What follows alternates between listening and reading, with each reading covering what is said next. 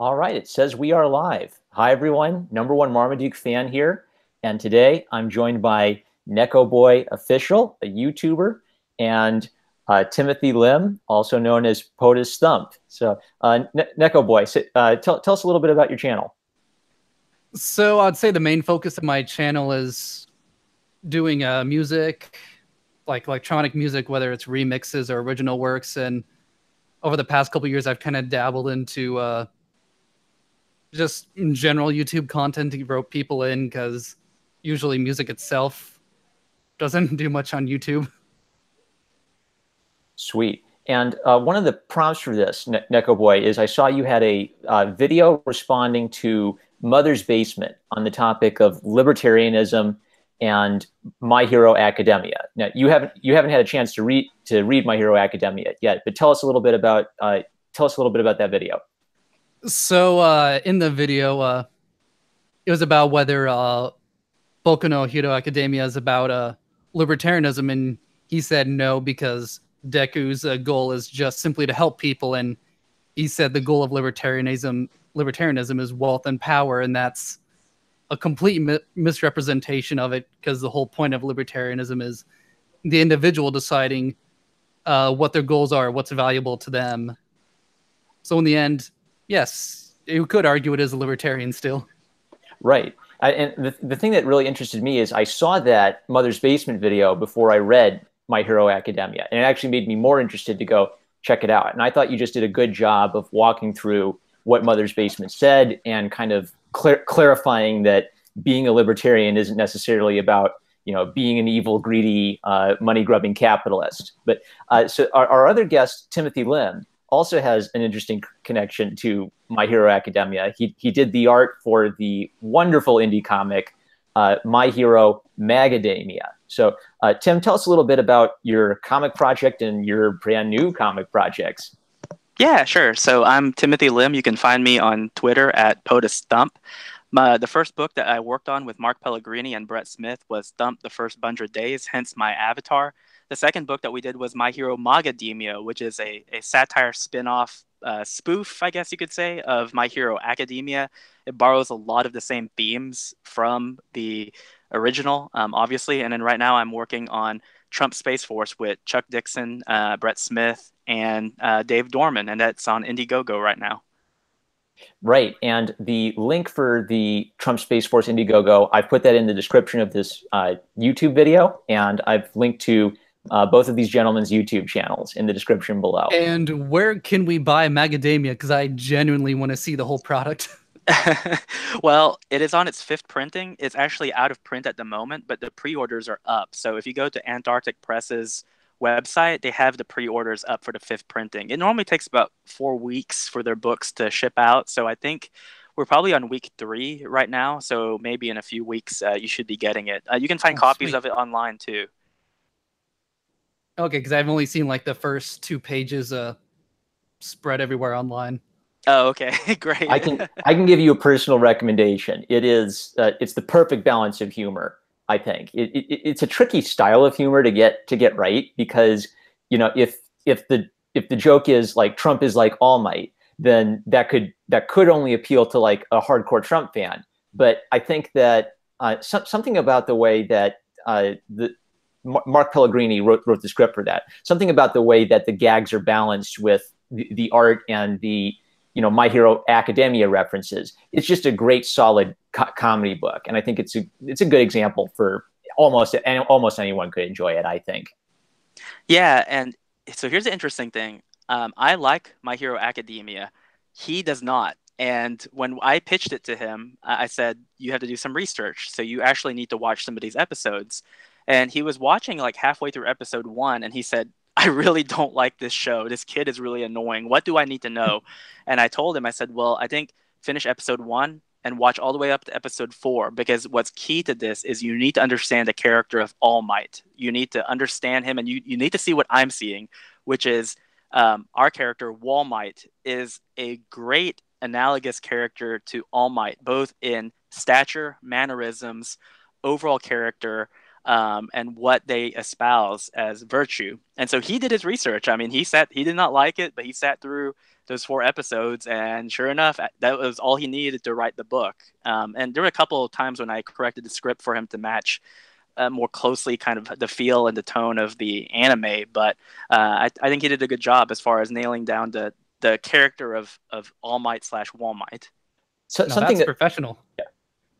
something of interest to me is how All Might is a very over-the-top American character, you know, to the point that he literally will shout the name of states and cities in America as he's attacking. So there's a joke aspect to it, but I think there's got to be a conscious decision on Horikoshi's part in that, because it informs, you know, what the worldview of a character like All Might would be. He's very American, and he's very self-sacrificial and very determined. It's just sort of interesting to me to see like a Japanese artist getting the all-American superhero so well, when that's almost something I'm missing in Western comics these days. Neko boy, so you haven't read My Hero Academia yet, but you did that great response video, and there are some other manga and anime that are of interest to you, kind of coming at it from, well, not just libertarianism, but we could talk about libertarian values in manga. We could talk about sort of general moral values and ideas in manga. So Neko boy, tell us a little bit about other manga and comics that you have read that have kind of informed some of your beliefs. Well, one of the biggest anime that I think expresses libertarian values well is One Piece, because there's this overall theme of authoritarian government. I think it's just called the world government, and you notice all these little things, how they're trying to tell people how to think or how to do things, and it's not simply the world government itself, but you also see this in some smaller governments, like in one city where everyone's pretty much being taxed to death over everything. And POTUS Thump, I know that One Punch Man was a big inspiration. It was almost the original inspiration for what My Hero Macadamia turned into. So tell us a little bit about some other manga inspirations beyond just My Hero Academia.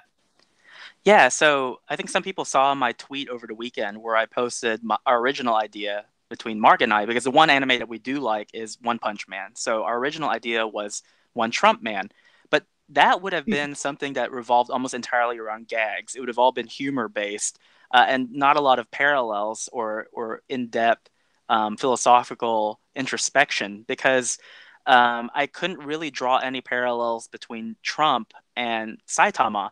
But going back to just the book One Punch Man is fantastic, and I think that if you compare it to My Hero Academia, they both tell very interesting perspectives on heroism and what we consider to be heroic.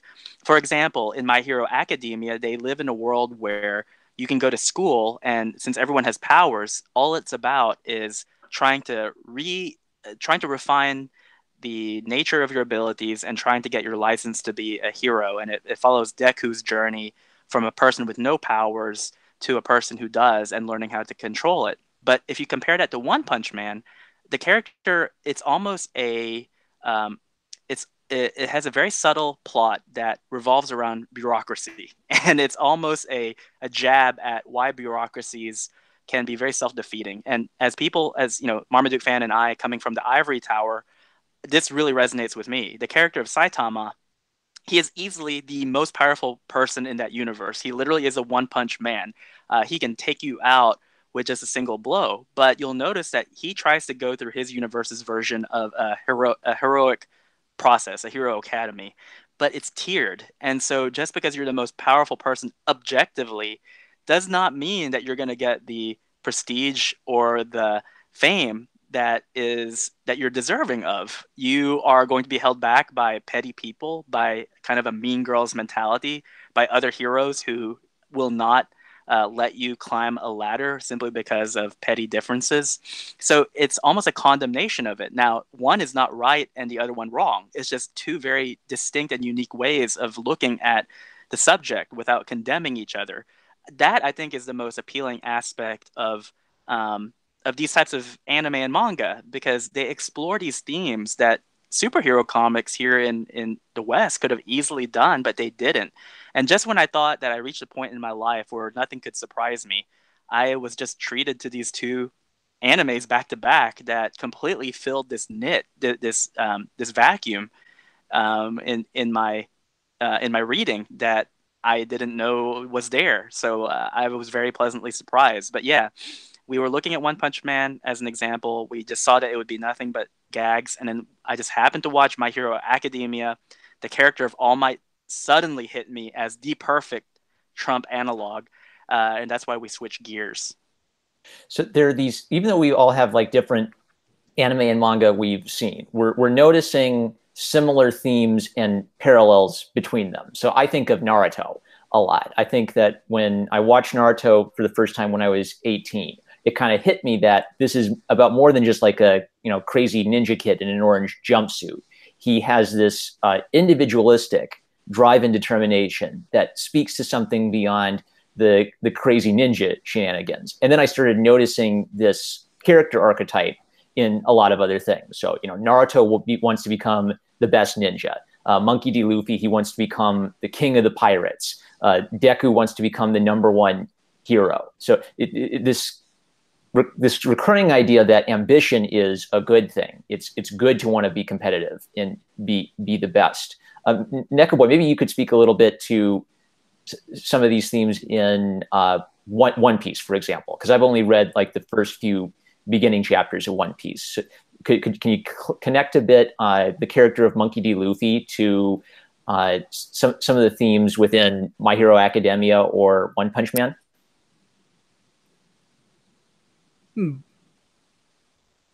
I'm trying to think where to start.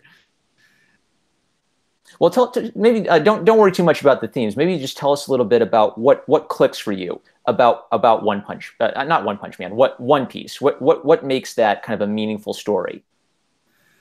Well, one thing I find very interesting about Luffy is that he's very oblivious to lots of things, or at least at first he is, like whether it's the danger of a situation, and just dives head in. So there's this aspect of intestinal fortitude, courage, and I mean courage is a common trait for a lot of protagonists. Throughout the history of all stories, characters we like, they usually show courage at some point.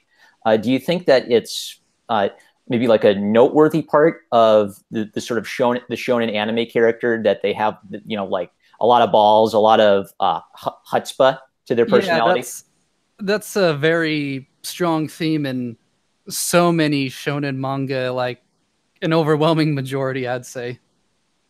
So maybe something that would be interesting to think about is, what if we had like I don't know, someone here who is anti-libertarian, and their argument would be something like that: if you see libertarian themes in My Hero Academia or One Piece, you're reading your politics onto it. That's not necessarily in the manga itself. So when you think about sort of these, I don't know, these ideas of liberty, or this idea of sort of an individual becoming a better individual, the thing I'm thinking about is, how do we pick up on this? How do we start noticing it? Is it just sort of naturally we start to notice this over time about these characters, or are there maybe like particular moments that really stick out as I don't know, like teaching us about the value of liberty in the manga we read?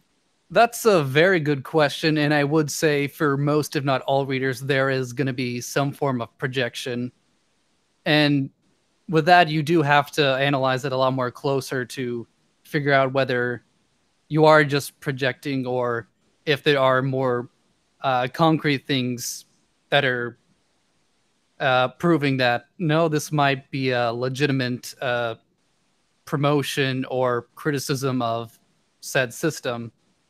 And like in One Piece, for example, there's just littered throughout the entire show. It's very anti-establishment. They're 99% of the time, the establishment is the bad guys, whether it's a local government or tyrant, or the world government, who is kind of like the main bad series of villains in the show. I'm thinking of like Captain Smoker, who's like a really cool guy who's in the Navy, but clearly the overall Navy is both kind of corrupt and evil and incompetent in the world of One Piece. So I definitely there's a whole lot of corruption in the world government. POTUS Thump, what about your experience with One Punch Man and My Hero Academia? So when you say these stories have these themes, what jumps out at you? Is it more like an overall vibe you get, or are there like specific, I don't know, libertarian or pro freedom moments that stick out at you?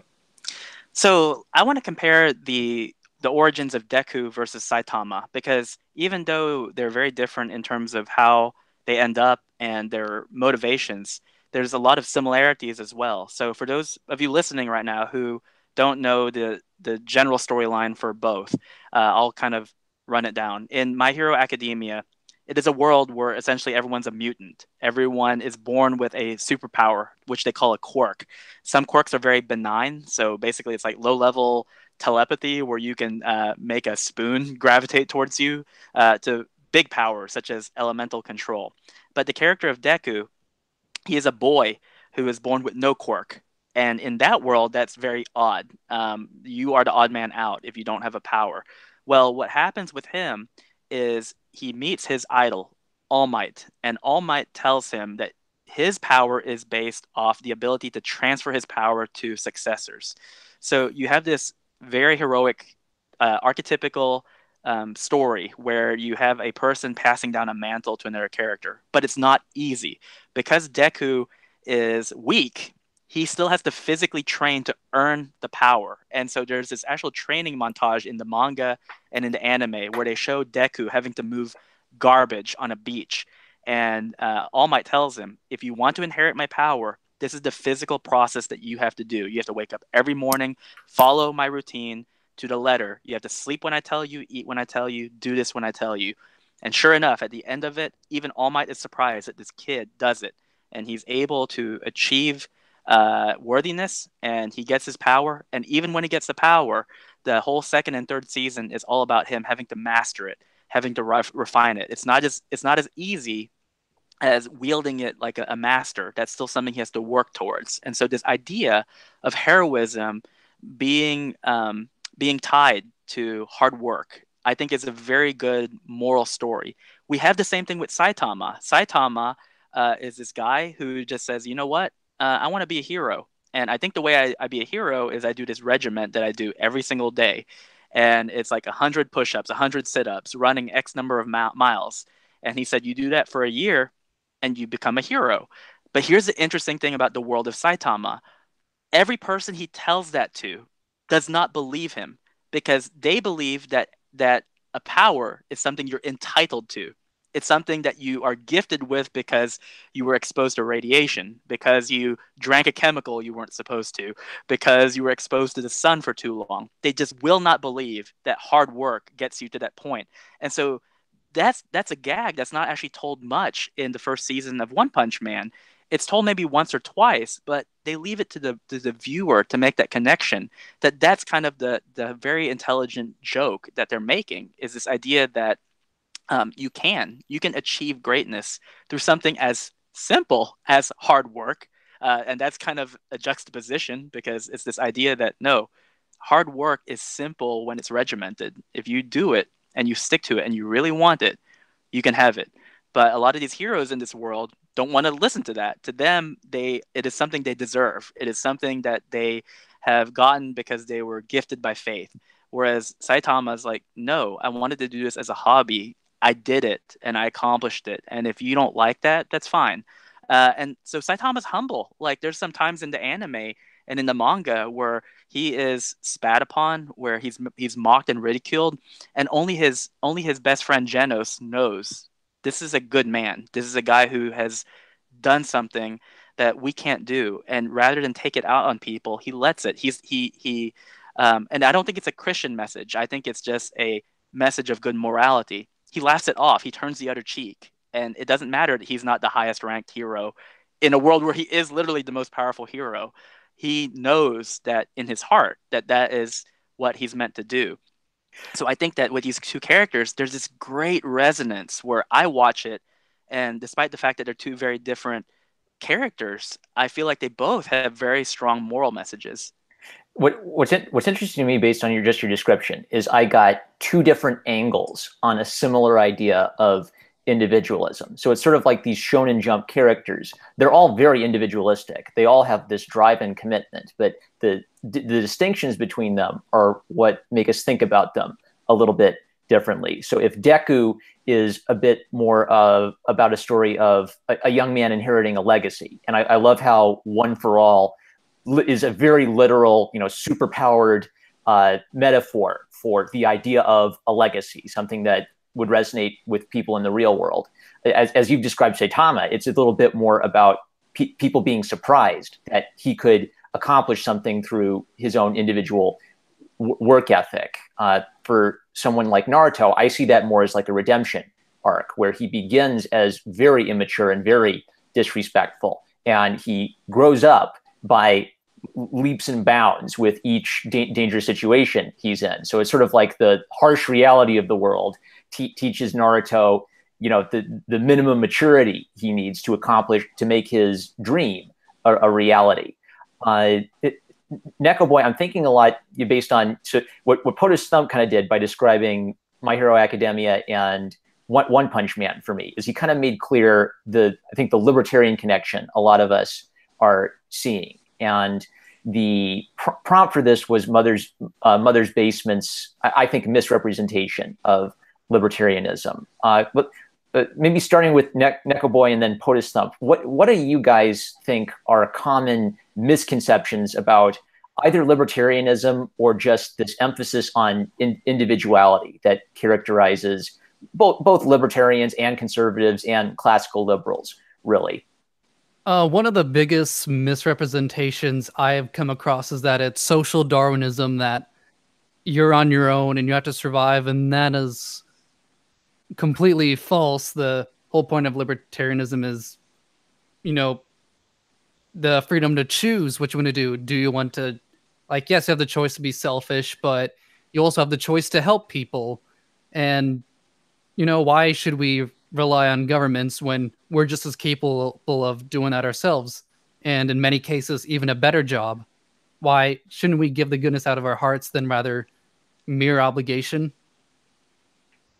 Right. And then we're clicking with that in these stories that we're reading. We're reading about characters who have that kind of individual mindset. They're not looking to an external force to run in, and in Deku's case, quite literally, everyone was in the very first chapter, everyone's waiting for a superhero with the proper power to come in and save the day. And it's Deku, who has no power, who is kind of morally driven to intervene in a dangerous situation. So it's a fantasy story, but we immediately make the connection between these individualistic characters and libertarianism's value on the individual as a unit of society. One thing I really liked about Neko Boy's video is you ended it just by showing a brief clip of Milton Friedman talking, which I think is something really obvious to do. If you're going to talk about politics in comics and libertarianism as comics, we'll play a libertarian.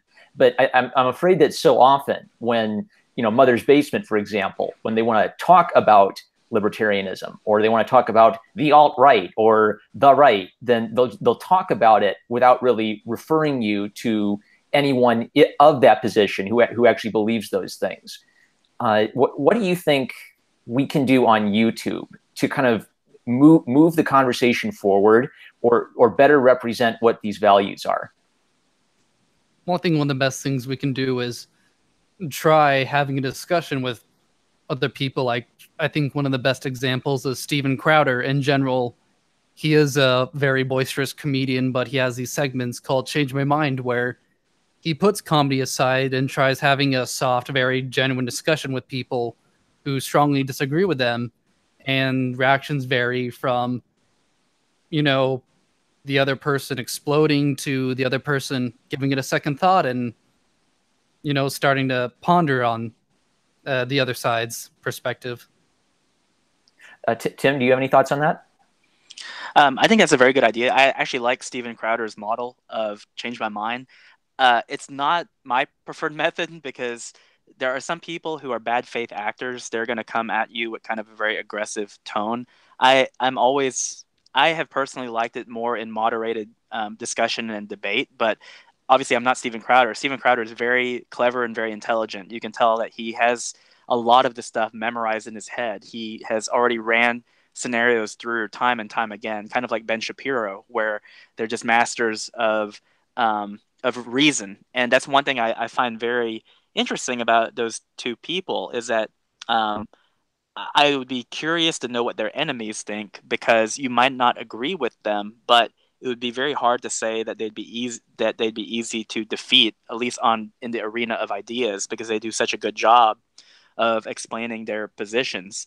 I honestly think that again, I think this is going back to the 26 election and maybe going back to the November elections this year. I do think it is the rise of people such as those and online Twitter personalities who have contributed to, I think, a maybe a red wave. These are people who are looking at people like the Dave Rubin report, even Joe Rogan, my friend Dan Bongino, and all of these people, and they're saying, you know what, I came into this leaning one way, but now I feel like the needle has moved a certain other way. I don't know what to say other than they were just more persuasive. They were coming at this in a very rational way. They explained themselves in a way I'm not used to hearing, and they did it with a cool head. And I would rather side with the cool-headed people than these other folks who are just crying all the time and not being able to elucidate their point of view.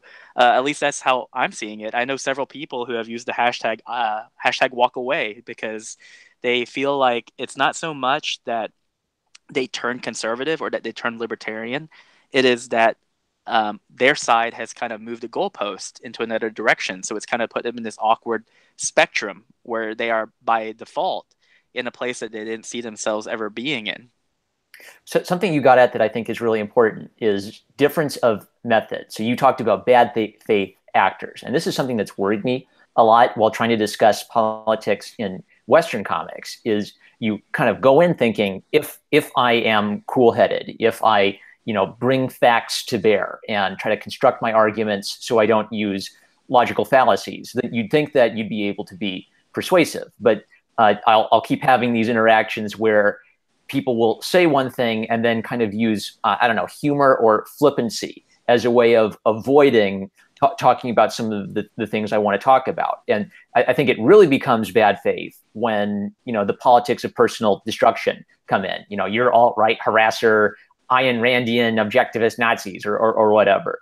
And the other important thing that you got at, Tim, was how the internet's changed us. Because, I don't know, we had the internet 8 years ago, but I kind of perceived politics as this realm of intellectual debate where I'd read a whole bunch of articles by, scholarly people. And with the internet coming in, it's sort of like these sorts of discussions have exploded into everything else. Now we can have like a YouTube podcast and talk about these themes in a popular YouTube video, like Mother's Basement, or Twitter. I remember when it was weird that Barack Obama got a Twitter. Like he was one of the first politicians to see that was something worth getting. It was still kind of just like the hip spot for youngsters to share.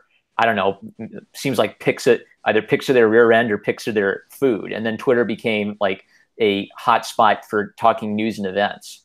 Neko Boy, do you have any thoughts on how the internet landscape has changed during your lifetime?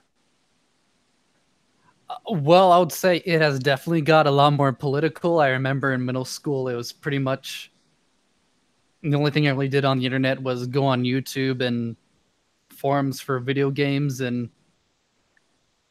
it just kind of got explosive and just now everything's either you're on this side or that side. It's hard to find middle ground with a lot of people. Definitely, we're in a very heated.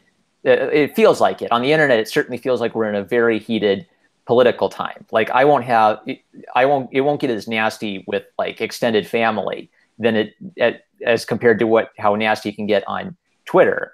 But one thing I'm worried about is like the hotness of politics is starting to creep into normal people's lives. So people are disinvited family members from Thanksgiving for wearing a MAGA hat, or people are calling up employers and trying to get people shut out of industries. Okay, so here's the connection to the comic book industry. I think is relevant. Is does the Western comic market have is the Western comic market a safe place or just like an open space for individuals with either libertarian or classical liberal or conservative perspectives generally? Now, Tim, you might have some interesting perspective on this because you kind of entered into the professional comic book space with, first with Thump the first 100 days. So you once told me, I think it was one of our previous live streams, that you were scared that you were never going to get work in comic books because of Thump, correct? Correct. And that's actually, so I'll expand on that a little bit more because it is actually a very interesting story. And I've always been telling people who have been asking me about advice on getting into the industry that how we got in is so unique that I feel like it's a model that could be emulated, at least show people that there's ways around it. So Mark and I, we had done work before. I mean, we worked in merchandising essentially. So that was where our portfolio came in. So we know that we had a good pulse in terms of what people liked, what was attractive visually, and that sort of thing. We did comic work doing covers, but those were not political in nature. But what happened was with the Trump election, I noticed in December that there was a niche to be filled because there wasn't that much merchandise that was very pro-Trump. And I had talked to my wife and I said, hey, I have this crazy idea for a book. And because we have rabbits, I draw what I know. I know rabbits. I said, I have this character in my head named Thump. And I'm going to ask Mark if he wants to help me do this book because I've always wanted to be published. I wanted to make something that I could show my kids and be proud of one day. So we did it, and we did it based on this idea of we're going to have a monopoly because there's literally everyone's too scared. No one wants to create a book that is going to be positive towards the president. Well, 9 printings later, we did very well with it. I'm happy to say. I honestly didn't know if I was going to get comic book work, but what happened was this: my friend, who actually works for the imprint of Antarctic Press, he was asking me, he said, hey, the guys at Antarctic, they're trying to come up with some new ideas. And, they've been making these Trump books. Have you seen them? And I said, no, because I'm pretty sure they're anti-Trump, not really my forte. And he said, well, you say that, but maybe you should read one or two and then tell me what you think. So I read, I read Time Lincoln versus Trump, and I read the Tremendous Trump. And the Tremendous Trump is definitely center. It is definitely kind of in the vein of humor that Mark and I like. It is very inoffensive. It's very lighthearted. And I said, okay, so these guys are open. I can tell because they're not mean spirited. These are good books. And I told my friend, I said, ask the people at Antarctic Press if they want to take a chance on someone like Mark and I, these unknowns. And he said, well, what would your credentials be? And I said, show them how Thump at the time had gone into 5 printings. And my pitch is this: if we can target a pro-Trump crowd, I can bring that business in for you, and I can bring that business in for me. So we did My Hero Macadamia. Obviously, as of today, it's on its 5th printing, so it's actually doing very well. So we were able to corner kind of this MAGA market. Now, the big debate is there a place for it in comics? And I've identified, I think, 2 sides. There are people who say there is no position in comics for politics. None, zero, zilch, zip. We don't want it at all. We want it completely removed. On the other hand, I like comics as a free market. I like a variety out there. If you ever hear me say, I don't want politics in my comics, I mean, I do not want my legacy characters being affected by politics. I don't want Spider-Man being a communist. I don't want Captain America being an anarchist. I think that those characters hold a place in Americana that is on a pedestal that should not be touched by politics. But if you want to make a book like Cal Exit or United States of Hysteria, great, put it out there on the free market, because if you're trying to cater to Antifa and they are buying your book, then yes, you have every right to do that. On the other hand, we have found a great niche with MAGA supporters and Trump voters. That is our place. And I would argue till the cows come home that that's the best model. That if you have a free market of comic books out there, that's healthy. That is what you want. And people might disagree with me on that, and that's fine. It's everyone's opinion for themselves, but I would argue that that is how a robust market operates. And you see that a lot with anime and manga. I did my first anime convention last year, and I'll tell you the most beautiful thing about the anime convention. It was at San Japan. There were literally people in that convention wearing Trump hats. And there were people wearing Hillary t-shirts. No one cared because in anime and manga, there is so much out there, from the family friendly to the absurd and the lewd, that in that convention hall with tens of thousands of manga and anime out there, everyone got along. Everyone was happy because everyone was being catered to. No one cared about your politics, which is why I've been wanting to go back and do another anime convention, because I thought this is a healthy industry. This is what that looks like. That is why sales of manga are going up and sales of comics are going down. It's sort of like the angst of social justice hasn't blown up the manga industry yet. Because I've read, manga that have a left of center message or a vibe to them. I think Osamu Tezuka had a very Buddhist philosophy behind a lot of his stories. The Phoenix, especially, it's almost like I wouldn't say it's anti-human, but it definitely kind of takes the perspective that humans are evil and like this Buddhist concept of the universe outlasts them. Miyazaki, a lot of his movies have a very strong kind of pro-environmental, anti-industrial message. So it's not like manga or anime is like this field of crypto right-wingers over in Japan. It's a diverse field where lots of perspectives can be heard. Neko Boy, I know that you are interested in music and you're also involved in discussion of comics. Do you have any thoughts on whether you've worried about whether your political beliefs might close doors for you in the field of music? Because I do think there is some overlap between music as a profession and the arts as a profession. Yeah, there are some concerns because entertainment as a whole does definitely lean left, but I don't think I push that too hard. And not to mention, at least with music, it's not very political. It's mostly just about the music itself. So at least in that area, I'm not too worried. I got two interesting questions, and I think that they're close enough they could fit together. So this first one's for Neko Boy, and then we'll probably go from there. So Carl's Amateur Hour asked, if Deku's story is about legacy and Naruto's is about redemption, what is Monkey D. Luffy's story about?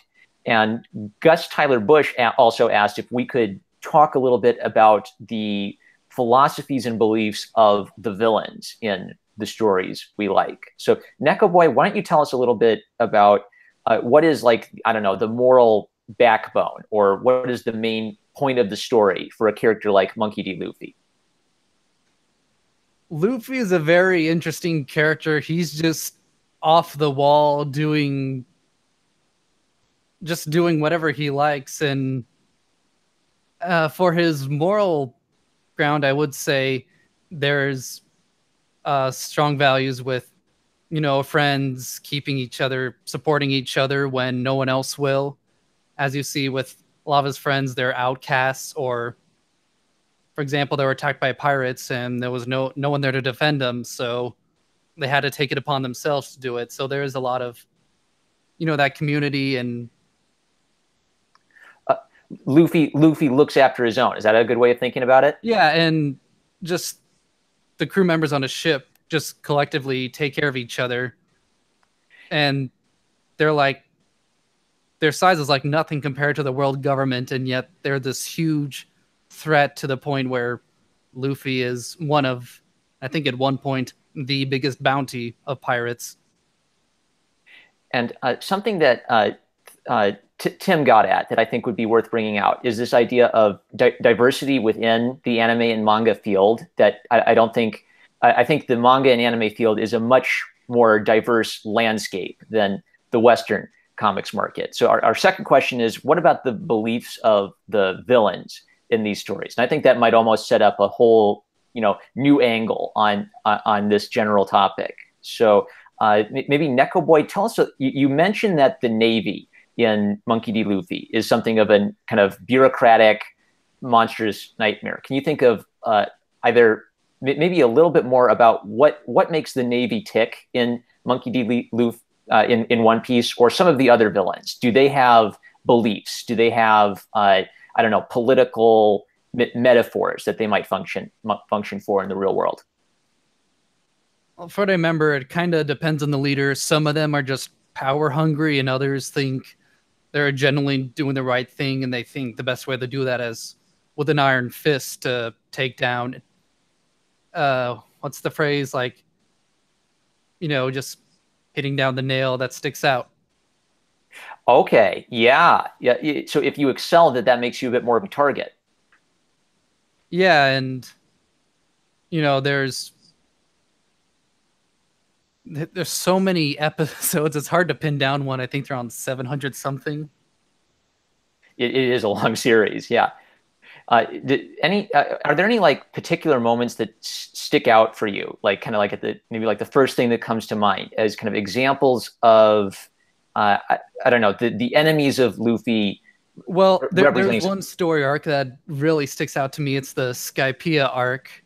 So just to shortly give the background, so the crew goes into the sky somehow, and there's a land of people there, and at first it seems like it's paradise, but then they realize there's this force, kind of like they're very similar to the kind of Nazi police force, where they're just very micromanaging of people's behavior, and it's like super authoritarian, and you realize that the reason why they're doing that is to keep the people in line so they don't make the god of the people angry. It's almost like there's something in the human soul that dislikes this micromanaging, bureaucratic, boring authoritarian. I love Andrew Clavin. He will call this kind of attitude blandly sinister. It's evil, but it's the most boring form of evil. It's not like a billowing black cape, evil, laughing evilly while killing a baby. It's this boring sort of institution that thinks it knows best for everyone and meddles in everyone's life affairs. Would that be a good way of summing it up? Yeah, I think that's a good way of putting it. And POTUS Thump, so you touched on how in One Punch Man, people don't believe him when he says that he got his superpowers through sheer hard work. Would you say there's like an entitlement mentality to that, which contrasts with Saitama's in One Punch Man's? Yeah, absolutely. Everyone else got their powers through some freak accident, but as far as I know, he is the only one who got it through just sheer willpower and perseverance. It's interesting because even his best friend Genos, who it's actually kind of interesting because the character of Genos is the character of it's kind of like the character of Deku in My Hero Academia. Genos wants revenge. That's his motivation, but his sub motivation is he wants to be a great hero and he wants to be as powerful as Saitama. So he ends up following him around as kind of a sensei or a senpai to get powerful. But he's convinced that Saitama's lying to him and he doesn't want to reveal the source of his power. So he tells him repeatedly, no, this is all I did. 100 push-ups, 100 sit-ups. I ran X number of kilometers a day and I made sure to not use air conditioning. And if you do that for a year, you will be me. And it's just this flat out rejection. No, that is not how you do it. There is a secret. There is a definite secret on how to do it. So even his closest friend is not convinced that this is the only formula. The reason I think that is such an important message is because it's something that can translate very easily into our world. There are people who I live in the South, and there are people who live paycheck to paycheck. They walk a mile or 2 miles to work because they don't have a car. They work a whole week. They come home and they repeat this, and they go through the daily grind. And when they tell their story to people, it's kind of incredulous. Like, well, how in the world did you survive? Well, I would eat canned peas every day, or I ate nothing but ramen noodles for about 7 months until I could afford a microwave, or until I could move out, or whatever it might be. And so I've always been impressed not only by people who tell those stories, but the reaction that I've seen people have to them, where it's like, no, there had to be something else. Someone had to have given you money, or maybe you won the lottery, or something happened. And it's like, no, if I budget myself, if I don't overspend, if I only buy what I need to survive, and I keep up with it, have a checkbook or a balance book or an Excel spreadsheet where I'm able to do this, I know that I can get out of here. And that to me is that grit and that kind of heart of American individualism and self-determination. That is such a powerful message in and of itself, and something unique, I think, to the American experience, that to see like the Japanese do it in their fiction, it is something that has gone global. It is not just something that we do here as Americans, but it's something that's kind of transmitted itself on a global scale, so that other people are picking up on this. So I think that is probably why that message of individualism in One Punch Man, I think it has a very underlying resonance with a lot of people. I think that's the appeal. Frankly, the first time I saw the pitch for One Punch Man, I thought it was one of those silly Billy things that a lot of SJWs talk about, like, oh my gosh, like it's a girl who's a squirrel, hee hee Yeah. hee. That's why I never read One Punch Man. Was I just thought to myself, nope, this is a bit. I already know what it's about. You might as well just say it's one pirate man or one zombie man, and I know everything about it. And a friend talked me into it. They said, look, if nothing else, just like it for the art, okay? Like, it's going to be very entertaining. Just watch one episode and tell me what you think. I ended up watching the whole series in one night. I was hooked from the first episode. I knew there was something else going on here that was very subtle. Something I'm thinking about Jordan Peterson a lot recently, because I was thinking about morality and politics and storytelling before he blew up, and then sort of after his popularity exploded. It was sort of like a lot of people now had these new tools to talk about these stories. I mean, I'm sure you guys have just heard of Jordan Peterson around the internet, but have both of you had like an opportunity to listen to him talk a little bit about, I don't know, like these primal archetypes or themes in stories and myth? Yeah, I'm familiar with his work. I think it was like last year I found him, so it was like shortly before he blew up, and I didn't pay attention to personally, I didn't pay attention so much to his archetypes as I did about, the psychology of daily life, mental health, those sort of things.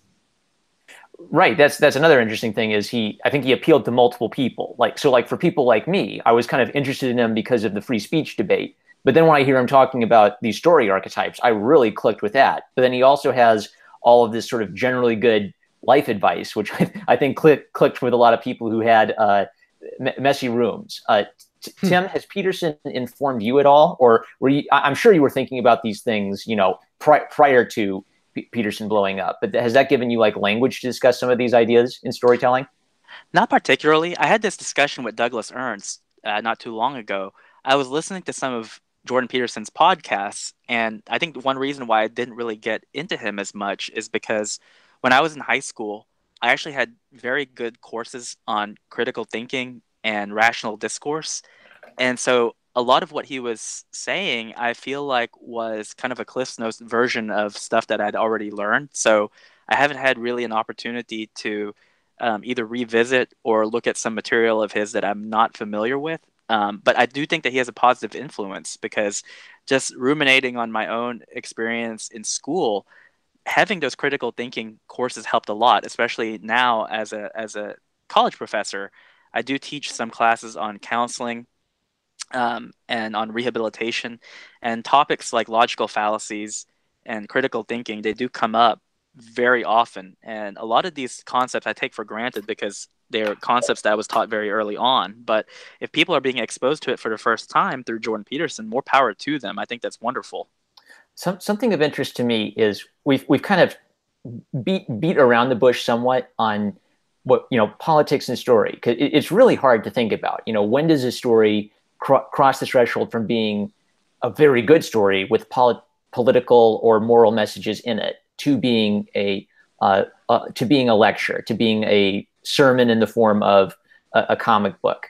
And I guess what's clicking for me is when I hear so many perspectives from guys like you on Twitter and YouTube. It's giving me a chance to hear like other people talk about these moral themes that have stood out to me. So it's like, okay, I'm not the only one who's seeing some parallelism here between these stories we appreciate and the world we live in. Oh, I'm sorry, I thought we had a new question. So let's think. So yeah, so it's not like Peterson. We know of him, but I don't think that everyone has just sort of like listened to everything he has to say and start applying it. But I do think it's interesting that Peterson's popularity sort of illustrates the interest people have in talking about moral principles in the stories that they love, in myth, classical, ancient myth, and more recent stories. Maybe one reason I'm thinking about it so much is the kinds of archetypes Peterson likes to talk about. They come up a lot when you discuss manga, so like the young hero rising and going on a journey. Well, that speaks to a lot of these young male characters. The psychopath who has sort of cultured this hatred of the world. Well, that's pretty much, I forget the Japanese name, but the main villain of My Hero Academia who disintegrates people. He has sort of this cultured man-child psychology to him. So I think it's very natural for us to draw on these things when we tell stories or make art, even if we don't realize we're doing it. Yeah, absolutely. The other thing I was going to bring up with regards to that, and then now unfortunately it's slipping me. I'm having a bit of a brain fart here. Oh yeah, you were talking about when do you draw that line of politics or political messages in comics? Because if you think about it, there's any number of topics you could bring up, and someone on the far left could point the finger back at you and wag and say, no, no, no, see, you're politicizing it. Don't you see? For example, let's say tomorrow Peter Parker and Mary Jane were to get back together and they're married. Someone on the far left would easily say, no, see, that's political, because with a heterosexual couple, you're advocating for only heterosexual marriages. So that in and of itself is a political statement. Well, my friend, who is a very good lawyer who graduated from UCLA, he came up with this. I don't know if he came up with it or if he parroted this phrase, but he calls it the politicization of the unpolitical. He said that you'll notice that, for example, like the institution of marriage, up until a few years ago, there was nothing political about it. For decades, everyone, at least in Western society, saw marriage one way. And then there was a shift where suddenly you take a benign topic and then you politicize it. You make it something where it's not. You try to subvert the traditional with something very radical, and you're wanting to make that change very fast, very quickly. And that is what leads to this kind of suspension of disbelief, where you're going to have an equal and opposite reaction from people who do not necessarily want to acquiesce to that cultural change, at least not that quickly. There are times when it is needed, but typically those things take generations of time for people to warm up to. So I think as far as a metric for when we are able to call foul on stuff like that, I think that's certainly one. It's interesting to contrast that to, say, manga and anime, because, for example, like homosexuality in a lot of manga and anime, it is not necessarily accepted, but is also not condemned either. You'll see gay and lesbian characters pop up, but they're given their own character, their own story. Typically, you don't even know they're gay or lesbian until you read their bio sheet in a book that comes with it. It is this idea that, well, in this world that we crafted, yeah, you're going to have one or two of those situations pop up, and it's fine. So that is a bit different because they have not politicized their own characters. I think I would argue that a lot of those characters came about organically. So but it is a very interesting topic for debate. Yeah. Since gay marriage has been used as sort of the illustration of it, if you're part of a group that believes that gay marriage is a political goal, that must be achieved, then you would look at something like comic books as a field to advance that goal. So Bobby Drake will not just be gay, but he will be an offensive stereotype of a gay man from a 90s sitcom, because that will teach the children the agenda we want to teach. And I think I agree with you that I think in manga it's a little bit more organic and like maybe like capitalist. Like they have like whole subgenres of comics, yaoi and yuri, I think it is. So they'll have like whole comic book publishing fields that are devoted to those type of characters, but it's not necessarily being done to like lecture the naughty children about the political attitudes you should have. And going back to what Thump was saying, that's more than just politics. That's also just good character writing. It shouldn't be, oh, this is our gay character. It should be, this is our character who happens to be gay. Right. Yeah, and you have that too. Like I know that Zach Richard, Diversity in Comics, has mentioned it before, and I think it's a perfect example. But when we were kids, my first introduction to a gay superhero was North Star in the Marvel books, and I literally found out about it, I think, on a trading card is where it was mentioned, and it just was not really a big topic in the comics. And by that time, I think I must have been like 11 or 12, we had an understanding of what gay was. I mean, typically your parents tell you like, hey, sometimes you might meet people and they either like another girl or they like another guy, and that's just to not weird you out in case that's something you encounter. So it's not like we're dumb. We are exposed to that a lot of times now, I think, at a very early age. But if that is reflected in the books in a way that is that is again not condemning nor condoning that type of behavior, but organic to that world and reflective of actual percentages, then yes, that is going to happen. I mean, it's like, then again, you have North Star, but up until my teens, my mid-teens, he was the only gay character that I really knew in those books, which was kind of reflective of my world, which is in the South. Growing up in my little community in my hometown, I think I maybe knew 2 gay people during my childhood, and so I found that to be an honest reflection of the world outside my window, to use their parlance. Matt C has an interesting question for us. Would it be healthy if the American comics industry was more like manga, not just many political perspectives, but many genres and fan bases, not primarily superhero content? Neko Boy, do you have any thoughts to start us with on that? Well, if you go back to the original comics, like back in the 50s and 60s, you do see variety. Like the Archie comics are a prime example of just a slice of life, and then you get everything in between. Like pop example up Fritz the Cat. It's like a much more I guess I'm trying to think the word for it, like more not politically based, but just critical of society as a whole. The underground movement, really edgy, really extreme, right. So I sort of feel like America had a heyday for there being like the really originating the entire newspaper comic strip as a fad, and it sort of feels to me like a lot of the energy has gone over to the manga scene. Do you have thoughts on that, Tim? No, not particularly. I do like that idea, though, of again, the bigger the market, the better. I'm all about all these kind of weird, well, maybe weird is not the right word, but the multitude of genres that exist out there, I think, is good. I'll give a really fast example. So the last manga I read was about 3 weeks ago. It was literally called, and I'm not kidding, it is a real book.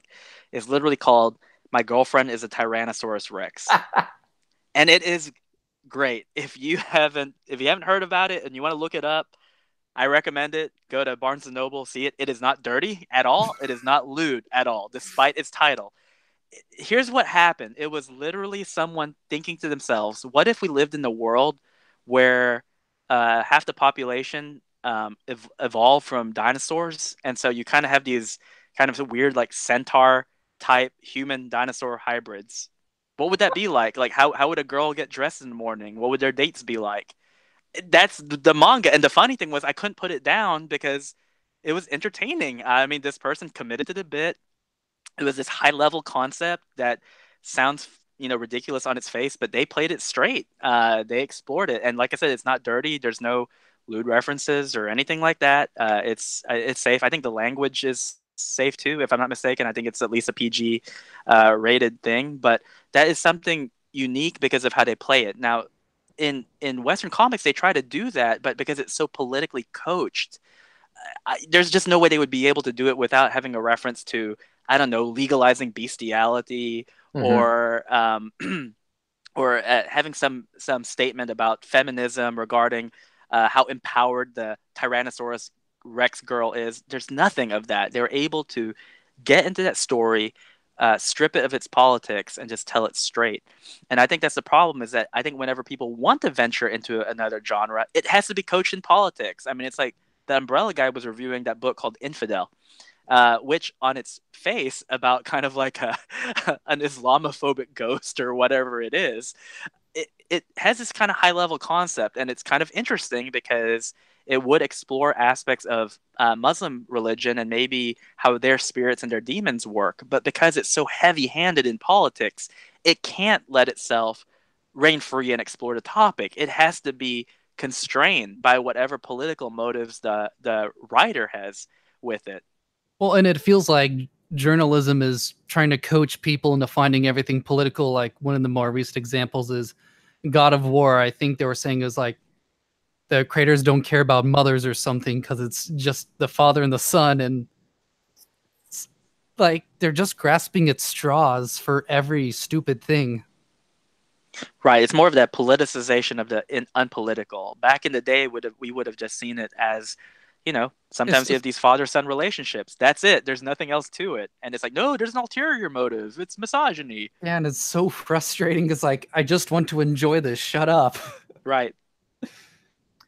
It's sort of, we're seeing sort of a comprehensive, overwhelming left-wing politics. So it's not just I have a comic that it advocates Batman White Knight. I picked up sort of the Eric Garner symbolism in the first couple issues, but that was a real, move the needle comic book for a lot of people on comics Twitter, at least. And I think that Sean Gordon Murphy just did a good job of having allusions to political ideas in the context of just a fun Batman Joker story. So that alone is enough to minimize it. It's when politics sort of it's really, I think the intention of the authorist has to come back to this a lot. So the intention of the author used to be a really important idea, and I think with postmodernism, the death of the author, it became less and less important what the author has to say or what they feel about their work. So if we're having trouble deciding, whether a political book is,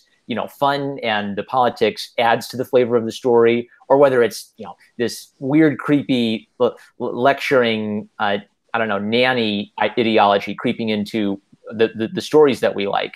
I think that the intention of the author has a really important effect on how we perceive that. Do either of you have thoughts on that?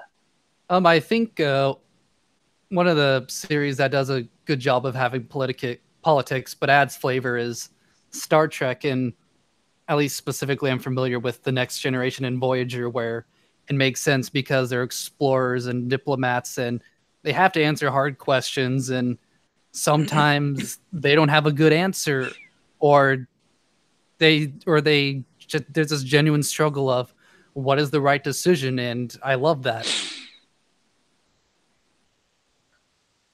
Post Thump, any thoughts off the top of your head? No, I think he summarized it pretty well. Excellent. Gonzo B has a nice comment that kind of fits into this. Gonzo B writes, I'd say that a story becomes propaganda once the focus moves from storytelling to political activism. If your goal is to extol the virtues of a certain point of view, it's no longer a story. Okay, so I've said this a few times in a few of my videos. I'll get like upset and I'll yell like, tell a story at the comic book I'm looking at. Let me think. Let's talk a little bit about, so we've talked about sort of positive examples we've resonated with. Maybe we could what are some negative examples that illustrate what we don't want to see in the comics or the manga industry?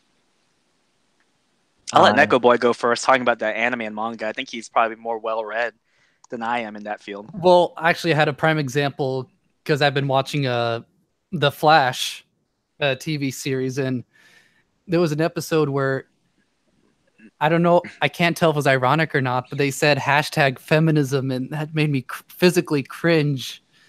And there's been similar examples, and I'm trying to think where they, like, I think it was Supergirl or something, where they're trying to shoehorn in political jokes, and it doesn't feel natural. It feels like they're trying to push an idea or whatever. It's sort of like the joke itself is, I am a feminist, and that's where they leave it off on. Yeah, it's like there was no point. It didn't lead up to it. It was just there.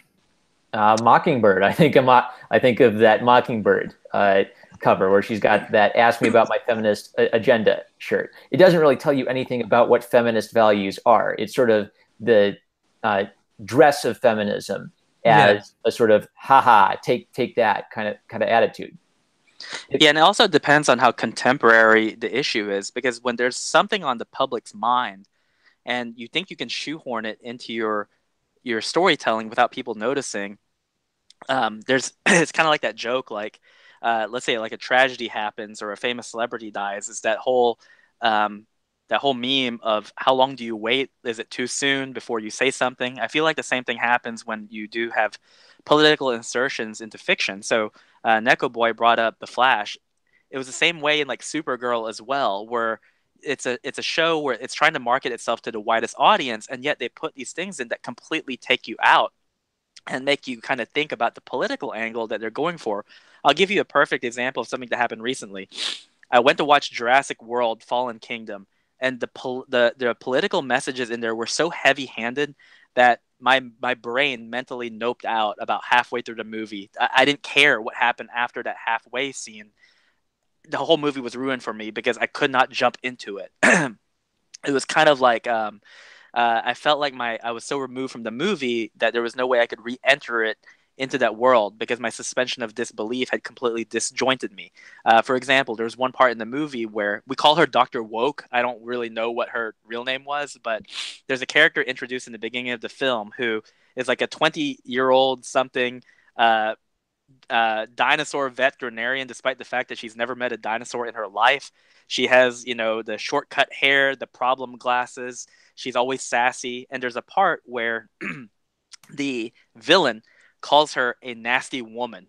And the thing is this, like, okay, maybe 20 years from now, someone will watch this movie and they'll be able to enjoy it because they don't know what that's a reference to. But we know what the nasty woman reference to is. And since you're presenting him as the villain and her as the sort of good guy, that takes me out completely because I'm like, okay, you could have just made this movie and you could have cut that dialogue out, or he could have said something along the lines of, wow, you're a piece of work. And just that simple dialogue change would have avoided that problem altogether. But you just had to put that in there because you had to get your message in there. And you had to do it at a time that was very contemporary because that's what's, the term is still relatively fresh on people's minds. So it's stuff like that I don't know. It's like these people cut off their nose to spite their face sometimes. This reminds me of something really important. So I try to imagine myself as a social justice warrior a lot. And I try to do that so I can empathize with people. So I don't pretend to be stupid when I do that. I just imagine that, my core values are fighting the patriarchy. And then I think through the issue that way. So when you talked about that example in the Jurassic Park movie, I thought of Doomsday Clock. And in Doomsday Clock, there's just this little scene where there's this newscaster called William F. Buckley. They literally named him after the real life William F. Buckley. And this character was too young to be the real life William F. Buckley.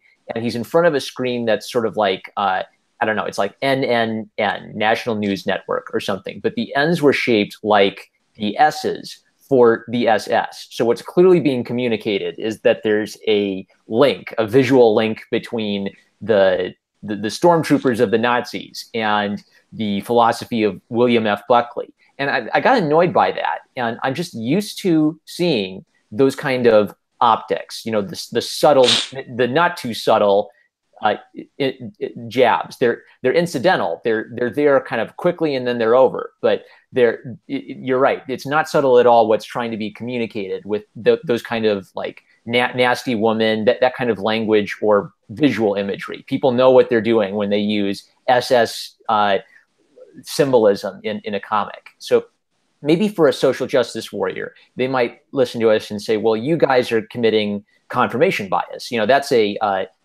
problem for, critical thinking and rationalism, is if you go looking for examples of conservatives being attacked, or classical liberals or libertarians, you will find examples of that. But even if I put myself in the perspective of a social justice warrior in my mindset, it seems like this is a constant, continuing thing.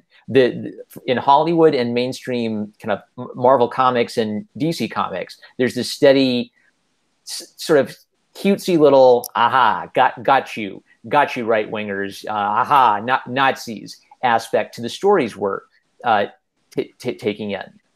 Any thoughts about that?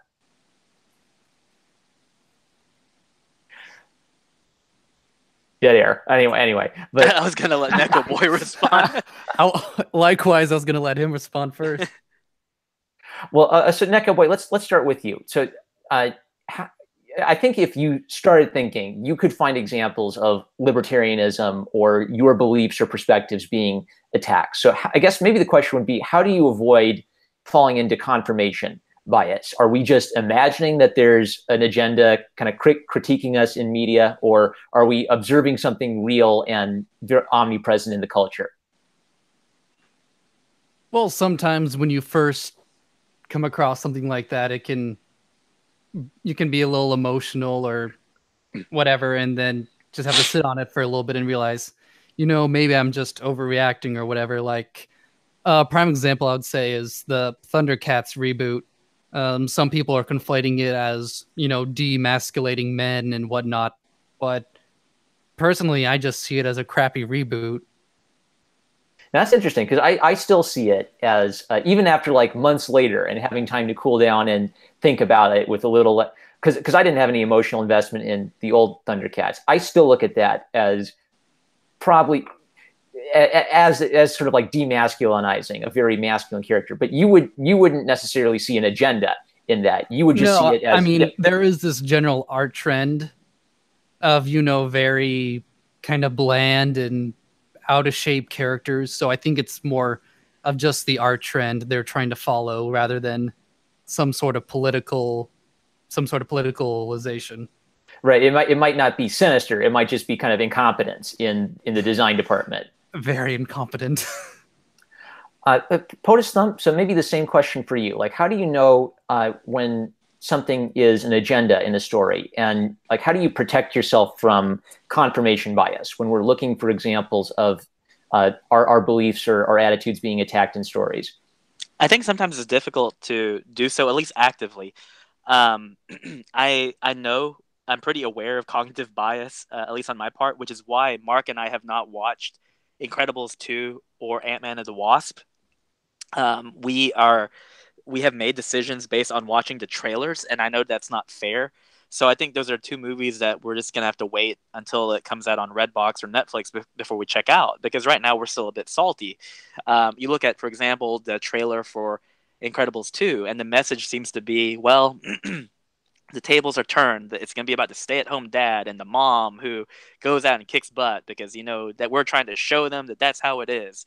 And it's funny because we've had some people tell us, no, actually, there's a pretty good message to the movie. Yes, we know that's how it looks like in the trailer. But if you give it a shot, then I think you're going to be pleasantly surprised. Well, I'm at least honest with myself enough to know that, I can't help it. I would look at politics a lot. I have a confirmation bias going in. Same thing with Ant-Man and the Wasp. The trailers didn't really do anything to curry favor, but people have been telling me that, no, it's actually a pretty good movie. So I think one thing that you have to do is when you watch these movies, it's hard, but you have to have kind of this mental switch where it's like your filters go on, your filters go off. So if you do not have those filters on, can the story survive on its own without a political tinge to it? Which is why I said I'll be interested in about 20 years when I revisit Jurassic World Fallen Kingdom. Will I actually like it better because removed of the political connotation of nasty woman, does it fit? Is that something that is actually a pretty good statement to make in a movie like that? But I think that a lot of people who go to the movies and watch this type of thing and absorb the type of media, I am pretty sure I'm not alone in this, but if you really like something or if you're ambivalent about something, we typically do our research on Wikipedia or on Twitter. It's not hard to find out the social proclivities or opinions of a lot of these creators. It's pretty easy to determine what it is. For example, Star Wars: The Last Jedi. I did not like that movie at all. I thought there was an overt political agenda, and I was willing to doubt myself. And I said, maybe I'm looking at this with too much of a bias. But then you look and you see how Ryan Johnson and Kathleen Kennedy interact and statements they've made, and then it becomes kind of obvious that there was an agenda. In fact, I think they're pretty upfront and blatant about how proud they were that they did that. So I just think it depends, because at the end of the day, when you're a consumer in a theater, a lot of times it's not going to matter if there's a confirmation bias or not. If you have a person who is a conservative and they are sick of being attacked and they walk into that theater with that confirmation bias, they're not going to watch your second movie. They're probably not going to do their research to see if they're true or not. They just remember, I paid $8 for a movie I was lectured to, and you're not seeing my money again. So in a lot of ways, it kind of doesn't even matter really if there is a political bias or not, as far as the customer is concerned. So for people who want to make money, it almost be more of a matter of not bringing cutesy political messages into it if you're not going to make use of that in a meaningful way in the context of a story. Correct. I always feel that if you're going to have a political message, an overt one, you be very upfront about it so that people know what they're getting into. The worst thing that people want is the stealth attack where they just kind of spring it on you, because that tends to sour the whole thing. I tell Mark, my co-writer, Mark Pellegrini, I call it the Tarzan phenomenon. So the movie Tarzan, the animated one put out by Disney, if I have to rank one of my favorite Disney movies ever made, that one would be number one, except it's not. And the reason it's not is because of one scene in that whole movie. And it's a scene where Rosie O'Donnell is singing some ridiculous song in a camp. It's like shooby doo doo wop wop wop or whatever.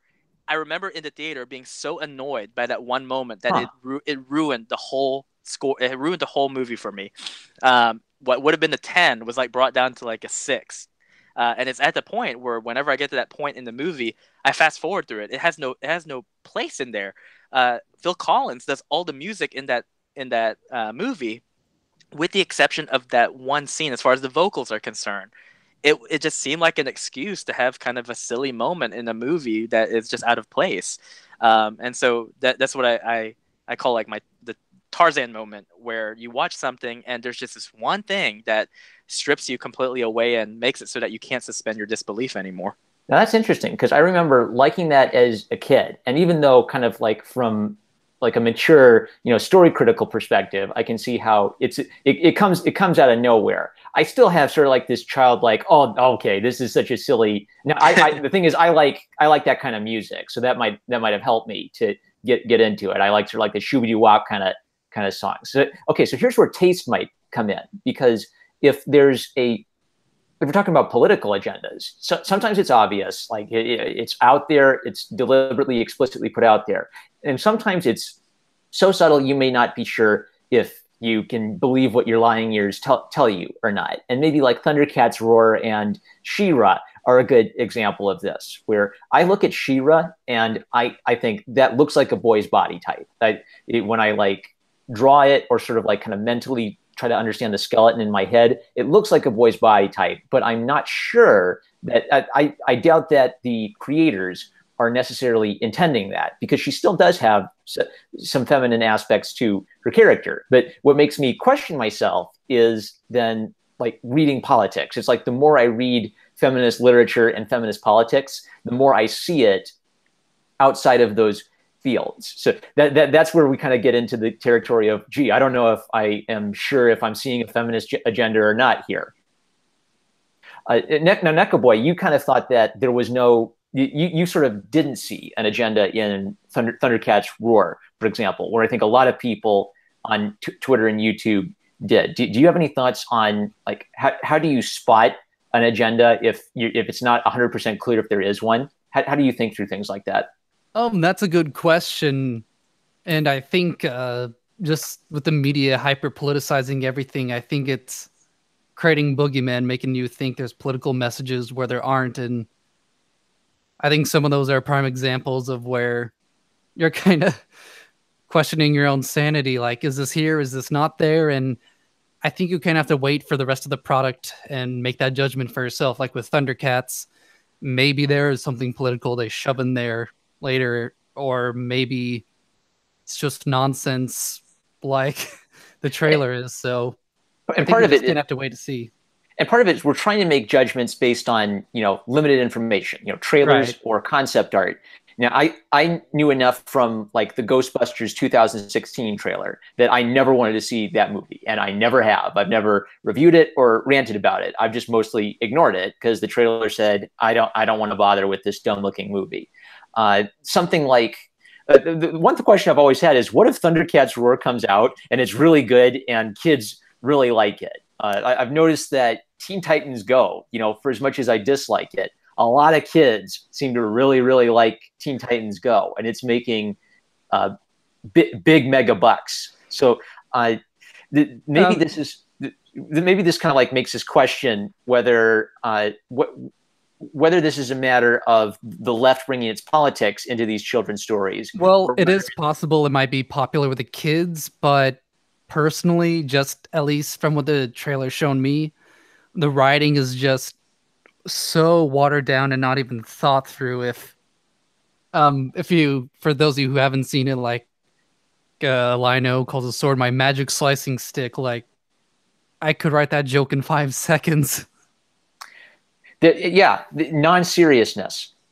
And to be an artist, so you probably get this as a musician better than I do, but to be serious about an art, to succeed in an art, you've got to be serious about it. You've got to dedicate some time to it, or you're just gonna do like a bunch Yeah, of like I don't know, like it'll show if it's a rushed project, and at least from the trailer of Thundercats, it definitely shows they just rushed out the script in like 5 or 10 minutes. And speaking of 5 minutes, that's when I'll need to go.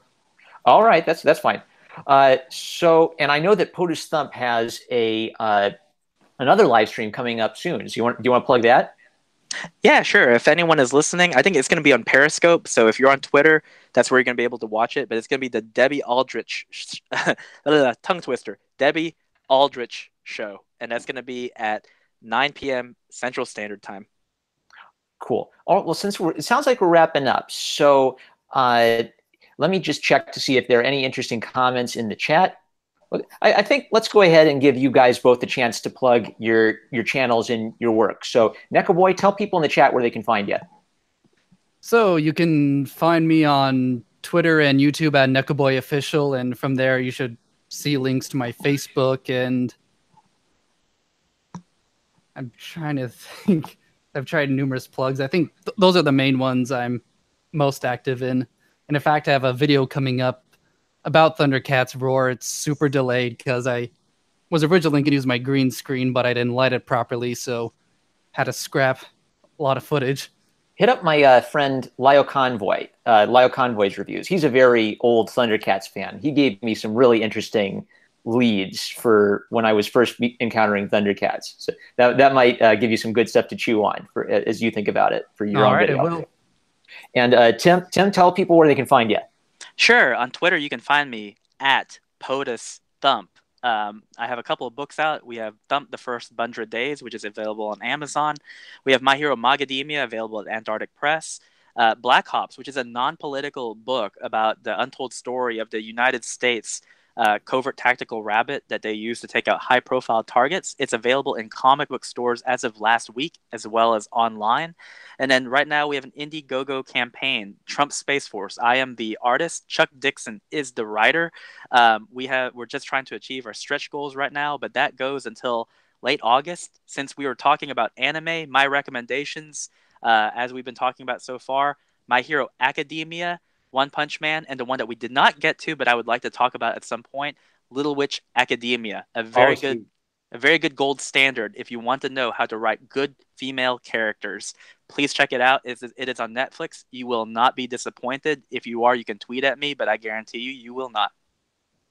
And the link for the Indiegogo for Trump's Space Force is in the description below. And your friend Mark Pellecreepy is his Twitter handle. His real name is Park Pellegrini. He's also working on an individual project with Mitch Reiser, right? Mark's involved in Red Rooster. Correct. He's involved with the Red Rooster. We're the gang from Arkansas. Sweet.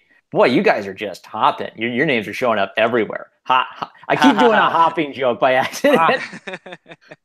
All right. Well, I want to thank both of you for being on with me. I think this was kind of an interesting conversation because we all had we watched completely different, manga and series from one another, but I think we were able to sort of bring in some interesting thoughts on our beliefs and how it relates. So you both were great guests, and thank you so much for the people in the live chat. You gave us some really great questions to prompt some of this. And thank you. You're a good host. Absolutely. Thank you very much. So I'm #1 Marmaduke fan. I love you guys, and I'll catch you later.